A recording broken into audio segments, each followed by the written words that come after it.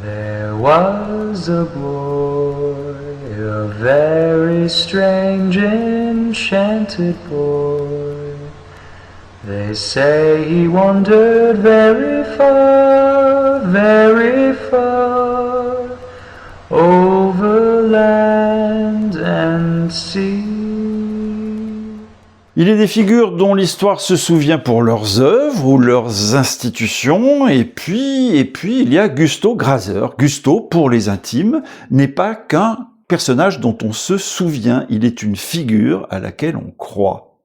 Lui n'a rien fondé de durable, rien publié de son vivant qui ne soit resté confidentiel. Il a traversé le siècle à pied, vivant au seuil du dénuement et refusant tous les compromis que la modernité lui tendait comme une bouée. À sa mort en 1958, son héritage tenait dans une toute petite valise des livres, ses lunettes, c'est tout. C'est Gusto Graser qui, plus que tout autre, incarne la colonne vertébrale éthique de la contre-culture européenne. Gustav Arthur Graser naît en 1879 à Kronstadt, en Transylvanie, dans une famille de la bourgeoisie intellectuelle saxonne. Son père est président de tribunal, sa mère une figure de piété tranquille. Ce terreau juridique et moral lui lègue une exigence de justice absolue qu'il dirigera contre les valeurs de son propre milieu. Jeune prodige, Gusto est sculpteur. En 1896, il reçoit une médaille d'or à l'exposition millénaire de Budapest. C'est son apogée dans le système et le point de départ de son grand refus. En 1899, il peint Aufbruch, le départ, montrant un jeune homme quittant le monde bourgeois avant de détruire la toile. La rupture ne doit pas être une image, mais un acte. Il part pour de bon, entraînant dans son passage son frère Karl, officier de l'armée habsbourgeoise, qui déchire son uniforme pour suivre ce cadet magnétique. À l'été 1900, tandis que Karl rencontre Henri Eudenkouven et Ida Hoffmann dans un sanatorium, Gusto est à Paris. Il y rencontre Isadora Duncan, mais surtout son frère Raymond. Pour ces deux Américains, en quête de racines grecques, Graser est une révélation vivante. Il ne leur enseigne pas une doctrine, mais une posture. Vivre une existence dansante, produire toutes ses mains, refuser la médiation marchande. Raymond Duncan en fera le programme de sa vie, adoptant la toge et les sandales pour le reste de ses jours.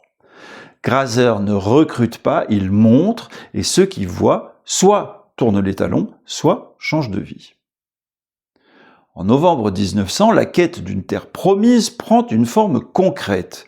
Karl ayant rencontré Henri Eudenkouven et Ida Hoffmann, ils ont rêvé ensemble d'un sanatorium réformateur et décidé de passer à l'acte. Et pour cela, il ne manque que le site propice. La recherche est menée par deux binômes en éclaireur. D'un côté, les frères Karl et Gusto Graser, et de l'autre, Ida Hoffmann et Lotte Hattemer.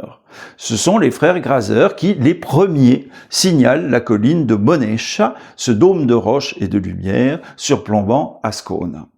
Ils y voient le sanctuaire idéal pour la construction de leur micro-monde. Mais sous l'apparente unité du groupe fondateur, le schisme couvre déjà. Si Henri Eudenkouven apporte le capital, c'est Ida Hoffmann qui structure la vision pragmatique d'un établissement de cure végétarien. Pour elle, Gusto Graser est une anomalie insupportable. Son aversion physique pour Gusto est profonde, viscérale et dépasse de loin leurs différends idéologiques sur la propriété, par exemple, ou sur l'argent. Elle voit en lui une menace pour la respectabilité et la viabilité de leur colonie artistique végétarienne. Gusto, avec sa saleté légendaire et son refus de toute règle, incarne pour Ida le chaos que justement elle cherche à ordonner. Le Monte Verita se sépare alors en deux versants irréconciliables. Eudenkouven et Hoffmann construisent un sanatorium hygiéniste, bientôt célèbre dans toute l'Europe. Gusto, lui, s'installe en ermite dans une anfractuosité de rochers, la Pagangrotte. C'est là que sa mère, Grossica, lui rend visite après un voyage épique depuis la Transylvanie. Et en voyant ses fils nus et chevelus, elle écrit dans son journal « J'ai connu leur vie pure et naturelle ». Elle repart avec un mélange d'effroi et de fierté, comprenant que ses fils ont pris au mot l'idéalisme qu'elle leur avait enseigné. Vers 1908, Gusteau rencontre Élisabeth Dore. Veuve d'un médecin, elle devient bien plus qu'une compagne, elle est la présence magnétique du mouvement, une déesse Gaïa, allaitant ses enfants en public. Le couple fascine les visiteurs, dont Hermann Hesse. L'écrivain, en pleine crise, s'inspirera d'eux pour créer les figures centrales de son roman Demian. Gusteau devient Demian et Élisabeth devient Madame Eva.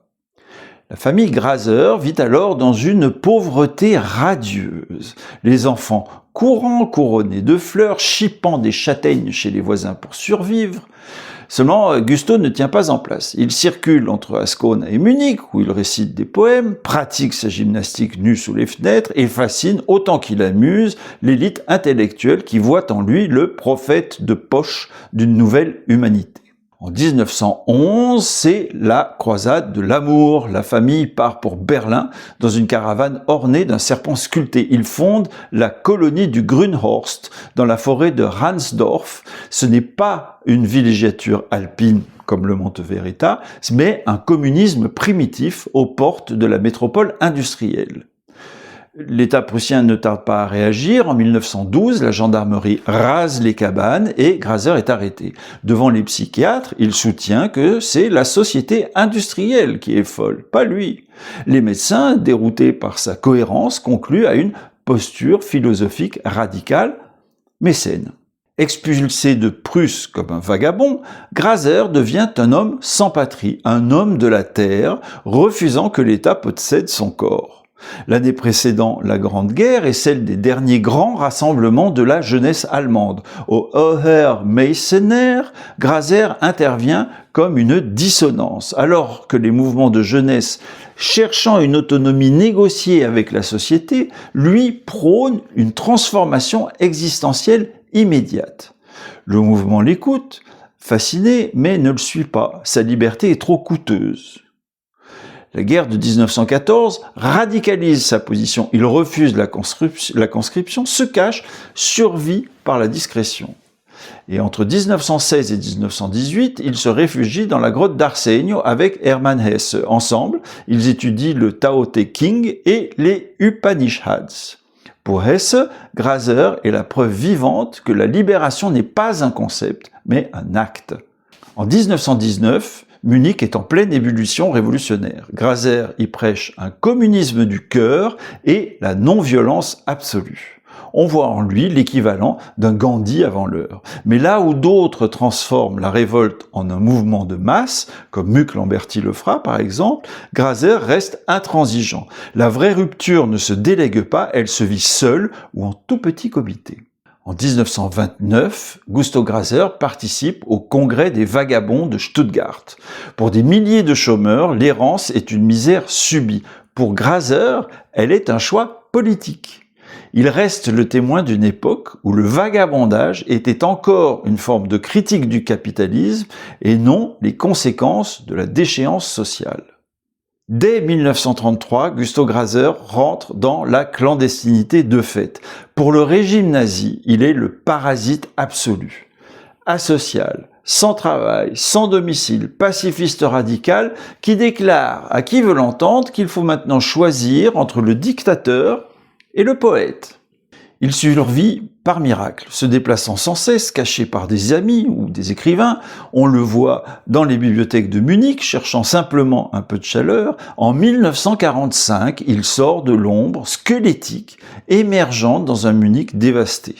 Une photographie prise juste au sortir de la guerre le montre parmi les gravats. Les empires se sont effondrés, les villes sont en ruine, mais lui, il est resté fidèle à sa ligne de vie. Gusteau Graser meurt en 1958, presque oublié. Il faudra attendre 1956 pour qu'un jeune écrivain, Colin Wilson, le sorte de l'anonymat dans son best-seller mondial The Outsider. Wilson voit en Graser l'incarnation de la peak experience, l'intensité de conscience maximale, vécue sans filet. Il le place logiquement aux côtés de Thoreau et de Nietzsche.